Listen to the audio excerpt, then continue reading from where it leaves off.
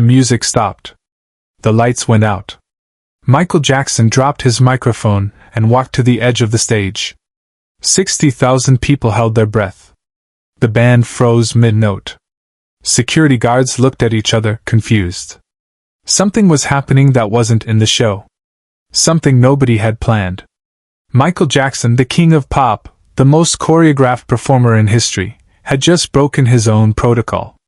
He was walking toward a wheelchair. Toward a young man who had been crying in the front row since the concert began. And what happened in the next 7 minutes would become one of the most powerful moments in music history.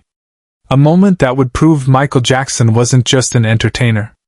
He was something else entirely. But this moment didn't start on that stage. It started 3 hours earlier, in a hospital room, with a promise that seemed impossible to keep. Subscribe now, because what you're about to witness will change how you see not just Michael Jackson, but what it means to truly see another human being. His name was Daniel Martinez. 24 years old. Spinal injury from a car accident 2 years prior. Paralyzed from the waist down. Tonight was supposed to be his escape. His one night to forget the hospital rooms, the physical therapy sessions that went nowhere, the friends who slowly stopped calling. His sister Maria had saved for 8 months to buy these tickets. Front row. Center stage. She had told Daniel it would be worth it. That seeing Michael Jackson live would remind him what joy felt like. But as they rolled through the arena entrance, past the crowds of dancing fans, Daniel felt something else. He felt invisible. Again. The arena filled. The lights dimmed. And when Michael Jackson appeared on that stage in his signature black fedora and military jacket, when the opening notes of Jam exploded through the speakers, something broke open inside Daniel. Not joy. Not excitement. Grief. Pure, overwhelming grief for the person he used to be. The person who could have danced to this music. The person who could have jumped and screamed and moved. Maria noticed her brother crying. She leaned close, asked if he wanted to leave. Daniel shook his head. He couldn't explain it. He needed to stay. He needed to witness this. Even if it hurt. What Daniel didn't know was that Michael Jackson had already seen him. From the moment Michael stepped on that stage, his eyes had found the wheelchair. Had found the young man crying. And Michael Jackson had made a decision that would stop the entire show. The concert continued. "Wanna be startin' something," brought the arena to its feet. "Smooth Criminal" had 60,000 people screaming. But Michael's attention kept returning to that front row. To Daniel. To the way his sister held his hand. To the tears that wouldn't stop. Michael's tour manager, Frank Dilio, stood in the wings watching his artist. He'd worked with Michael for 7 years. He knew every show beat by beat. And he could see something was different tonight. Michael's performance was flawless as always, but his focus was split. He was performing for 60,000 people while watching one. During Human Nature, Michael walked to the front of the stage. This was normal. He always connected with the front rows during this song. But tonight he didn't move past that wheelchair. He sang the entire song while looking directly at Daniel. And when the song ended, Michael didn't move to the next number. He stopped. Completely stopped. Put his hand up to the band. The music cut out. The backing vocalists went silent. 60,000 people froze. Michael Jackson knelt down at the edge of the stage. Extended his gloved hand toward Daniel. And said 3 words that nobody else could hear. "Come with me." Security rushed forward. Frank Dilio was already running onto the stage. This wasn't in the show. This wasn't planned. Michael's insurance wouldn't cover this. The schedule was already tight. They had 17 more cities on this tour. But Michael Jackson wasn't asking for permission. He was already helping lift Daniel onto the stage. Maria was crying so hard she could barely see. Security guards were supporting Daniel's weight. And the crowd, which had been confused and silent, suddenly understood what they were witnessing.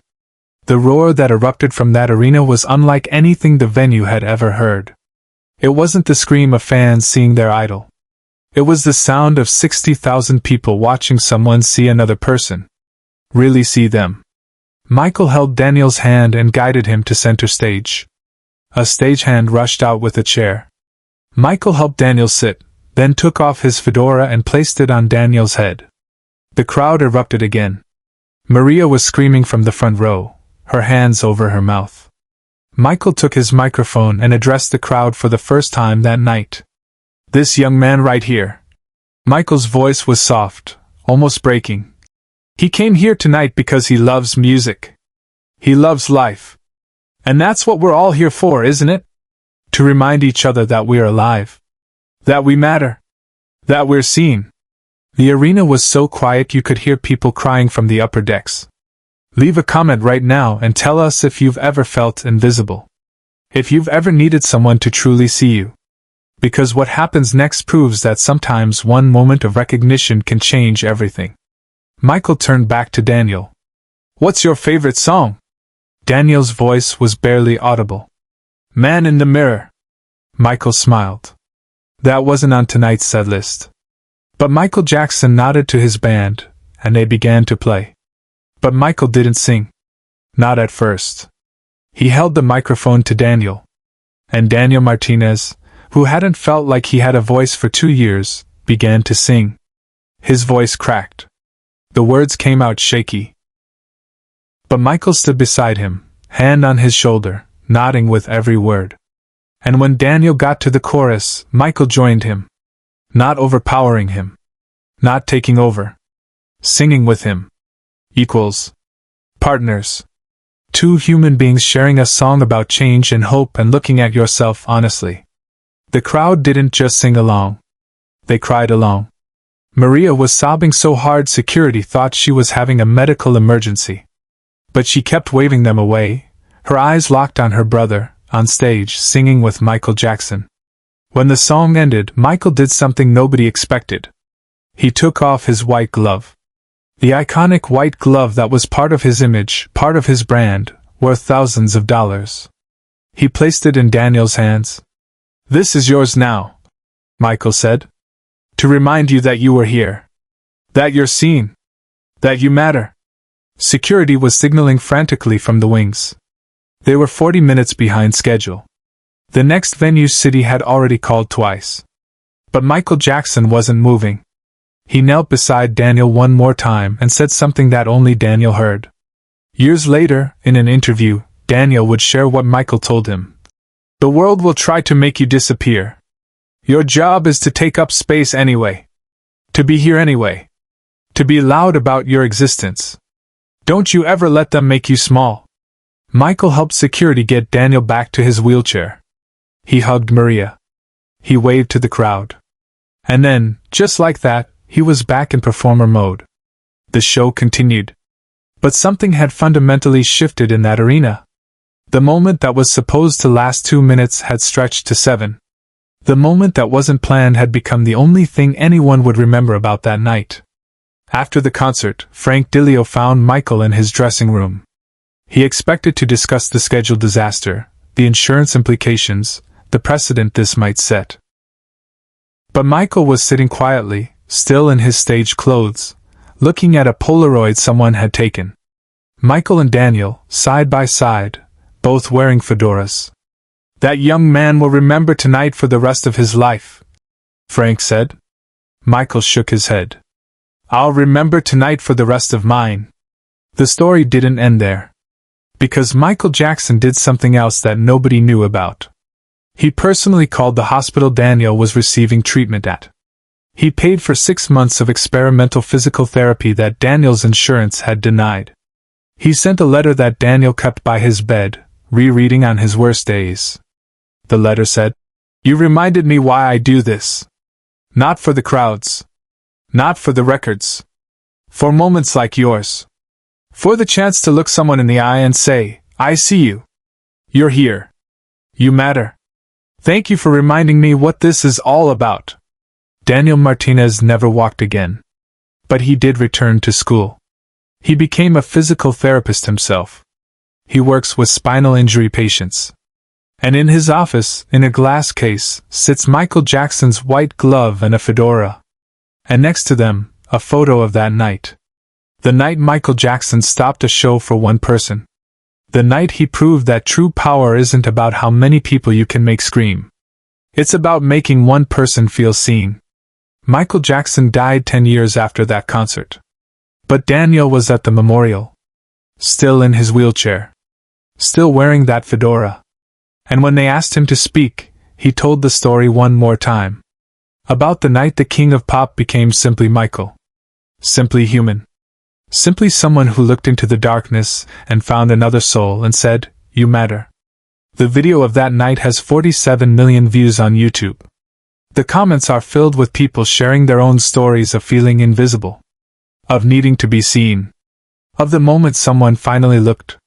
One comment, posted 3 years ago, simply says, "I was in the upper deck that night. I couldn't see Daniel's face clearly. But I saw Michael kneel. I saw him give away his glove. And I went home and called my brother who I hadn't spoken to in 2 years. Michael taught me that night that seeing people can't wait. That tomorrow isn't promised. That sometimes you have to stop your own show." Another comment, from a woman in Germany. "I have cerebral palsy. People look through me every day. I watched this video on my worst day, when I wanted to give up. And I realized, I'm waiting for my Michael Jackson. But maybe I need to be someone else's Michael Jackson. Maybe we all do." The comments go on for thousands of pages. Stories of people who changed their lives after watching 7 minutes of human connection. People who started volunteering. People who reconnected with family. People who looked at the invisible people in their own lives and decided to see them. Maria, Daniel's sister, started a foundation called 7 Minutes. It provides concert tickets and accessibility services for disabled music fans. Every year, they give away tickets to 50 major concerts. Every recipient gets a letter that says, "Michael Jackson taught us that everyone deserves to be seen. This ticket is your reminder, you matter. You're here. Take up space." The foundation has helped over 2,000 people attend concerts they thought would be impossible. And at every event, staff members wear white gloves as a symbol. Not expensive replicas. Just simple white gloves. Because the power was never in the glove itself. It was in what Michael chose to do with it. Share this video if you believe the world needs more moments like this. Subscribe if you want to remember what true compassion looks like. Comment and tell us about a time someone made you feel seen. Because Michael Jackson's legacy isn't just his music. It's this. The reminder that we all have the power to stop our own shows, to break our own protocols, to look at another human being and say, "I see you. You're here. You matter." Daniel Martinez still gives interviews about that night. He's now 42 years old. He's married. He has 2 children. And every year on the anniversary of that concert, he posts the same thing on social media. "Michael Jackson gave me 7 minutes. I've spent 18 years trying to give that same gift to others. To see people. Really see them. That's the real show." But there's something Daniel only revealed in a recent documentary. Something he kept private for nearly 2 decades. After Michael died, Daniel received a package. No return address. Inside was a videotape. Backstage footage from that night that was never meant to be seen publicly. In it, Michael is visible in his dressing room before the concert, talking to Frank Dilio. "There's going to be someone tonight who needs this more than they need a perfect show," Michael says on the tape. "I don't know who yet. But I'll know when I see them. And when I do, we're stopping. I don't care about the schedule," Frank argues. Michael remains firm. "The show isn't the songs, Frank. The show is what we do for each other when nobody's watching. That's the real performance." Daniel watched that tape and realized something profound. Michael hadn't broken protocol impulsively. He had prepared for that moment. Had decided before he even stepped on stage that if someone needed to be seen, nothing would stop him from seeing them. Not schedules. Not insurance. Not protocol. The most choreographed performer in history had built space for spontaneous humanity into his show. The white glove sits in that glass case. But its power isn't in the fabric, or the history, or the value. Its power is in what it represents. The moment someone with everything gave something to someone who felt like they had nothing. The moment protocol was broken for human connection. The moment 60,000 people learned what one person truly seeing another looks like. And that moment didn't just change Daniel's life. It changed everyone who witnessed it. Everyone who heard the story. Everyone who needed to be reminded that in a world that tries so hard to make us invisible, all it takes is one person who decides to really look.